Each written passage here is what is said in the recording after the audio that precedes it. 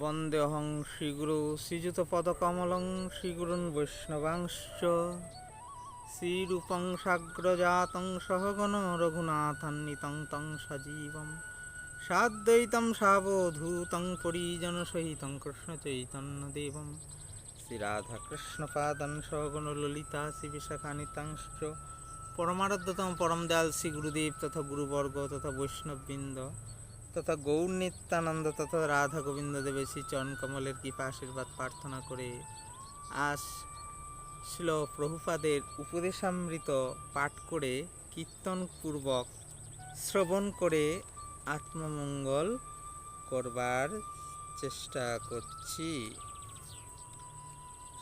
শ্রী ছিল প্রভুপাদের উপদেশামৃত। প্রশ্ন নম্বর 34।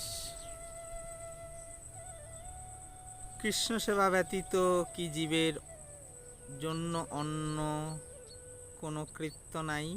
সেবা কি করে পাব? প্রশ্ন নম্বর 34। কৃষ্ণ সেবা ব্যতীত কি জীবের জন্য কোনো কৃত্য নাই? সেবা কি করে পাব? উত্তরে ছিল প্রভুপাদ বলেছেন, কৃষ্ণ সেবা ব্যতীত নিত্য কৃষ্ণদাস জীবের অন্য কোনো চেষ্টা নাই। যিনি ভগবান ও শ্রী গুরুদেবের অচলা শ্রদ্ধা বিশিষ্ট, তাহার হৃদয়ে পরমার্থ বিষয়ক সত্য বাক্য প্রকাশিত হয়। যেদিন আমরা সেবা বিগ্রহ শ্রী গুরুদেবকে চৈতন্যদেবের সহিত অভিন্ন বলিয়া উপলব্ধি করিতে পারিব, সেই দিনই আমাদের শ্রী গৌর সুন্দরের সেবা লাভ হইবে। সেই দিনই আমরা রাধা গোবিন্দের নিত্য সেবা লাভ করিবার সৌভাগ্য পাইব।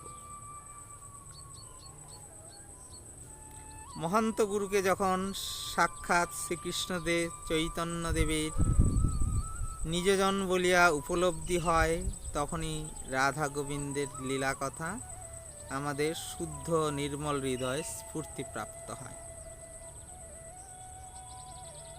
মহান্ত গুরুদেবকে যখন সাক্ষাৎ শ্রীকৃষ্ণ চৈতন্যদেব অর্থাৎ মহাপ্রভুর নিজজন বলিয়া উপলব্ধি হয়, তখনই শ্রী রাধা গোবিন্দ দেবের লীলা কথা আমাদের শুদ্ধ নির্মল হৃদয়ে স্ফূর্তিপ্রাপ্ত হবে। প্রশ্ন নম্বর 35। বৈষ্ণব দর্শনের কথা কিভাবে বোঝা যাবে? মানুষ যত বড় পণ্ডিত বা মনীষী হউন না কেন, যাদের চরিত্র মূর্ত বৈষ্ণব দর্শন স্বরূপ, সেইরূপ আচার্যের শরণাপন্ন না হওয়া পর্যন্ত বৈষ্ণব দর্শনের কথা হৃদয়ঙ্গম করতে পারেন না। গীতা বলেন, তদ্বিদ্ধি প্রণিপাতেন পরিপ্রশ্নেন সেবয়া উপদেক্ষন্তি তে জ্ঞানং জ্ঞানীস তত্ত্বদর্শিন। অর্থাৎ unconditional surrender, honest enquiry and serving temper, এই তিনটি গুণ থাকিলেই বৈষ্ণব দর্শনের কথা বোঝা যায়। যাহারা এই তিন প্রকার আচার্য দক্ষিণা লইয়া উপস্থিত হন, বৈষ্ণব দর্শনের অধ্যাপকগণ তাহাদিগকে দর্শনের তথ্যসমূহ উপদেশ করেন। বৈষ্ণব দর্শনের অধ্যাপক আচার্যগণ কোনো প্রকার জাগতিক দক্ষিণার প্রলোভনে প্রলুব্ধ হন না। 36। প্রশ্ন নম্বর 36। মহাপ্রভুর উপকার কি সর্বশ্রেষ্ঠ উপকার? উত্তরে ছিল প্রভুপাদ বলেছেন, নিশ্চয়ই। মহাপ্রভু ও মহাপ্রভুর ভক্তগণের ন্যায় সর্বশ্রেষ্ঠ উপকারী আর হয় নাই, হবে না। অন্যান্য উপকারের প্রস্তাব বা ছলনা উপকারের নামে মহা অপকার, আর মহাপ্রভু ও মহাপ্রভুর ভক্তগণের উপকার সত্য সত্যই নিত্য পরম উপকার। তাহা দুই 10 দিনের উপকার নয়, তাৎকালিক উপকার নয়, যে উপকারের প্রস্তাব কিছুক্ষণ পরেই অপকারের প্রসব করবে, যে উপকারের দ্বারা আর এক পক্ষের অপকার হবে। যেমন আমাদের দেশের উপকারের জন্য অন্য দেশের অপকার অনিবার্য। আমার তাৎকালিক সুখ আর একজনের দুঃখ, আবার অপরের সুখে আমার ভোগের অভাব। আমি গাড়ি ঘোড়ায় চড়ে উপকৃত হলে ঘোড়াগুলির অসুবিধা অনিবার্য। এইরূপ উপকারের কথা বলে মহাপ্রভু ও মহাপুর ভক্তগণ কখনো লোকবঞ্চনা করেন নাই।